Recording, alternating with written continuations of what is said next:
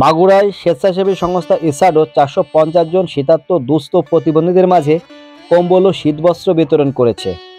মঙ্গলবার সকাল ১১টায় সংস্থার এমআর রোডের অস্থায়ী কার্যালয়ে জেলা সমাজসেবা কার্যালয়ের সহকারী পরিচালক মোহাম্মদ জাহেদুল আলম প্রধান অতিথি হিসেবে উপস্থিত থেকে শীতার্ত দুস্থ ও প্রতিবন্ধীদের মাঝে এই শীতবস্ত্র বিতরণ করেন।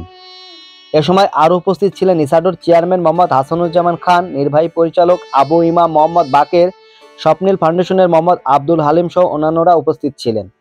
ইসাডোর নির্বাহী পরিচালক আবু ইমাম মোহাম্মদ বাকের বলেন, প্রতি বছর তারা শীতের সময় সংস্থার পক্ষ থেকে জেলার অসহায়, দরিদ্র, প্রতিবন্ধী, মাদ্রাসার এতিম শিশু, ছিন্নমূল শিশুদের মাঝে এই শীতবস্ত্র ও পোশাক বিতরণ করে থাকেন।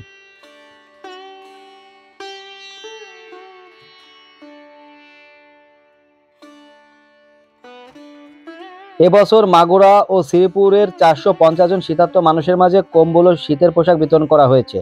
ইসাডো মাগুরার একটি স্বেচ্ছাসেবী প্রতিষ্ঠান। এ সংস্থা জেলার সামাজিক কর্মকাণ্ডের পাশাপাশি শিক্ষার মান উন্নয়নে দীর্ঘদিন ধরে কাজ করে যাচ্ছে।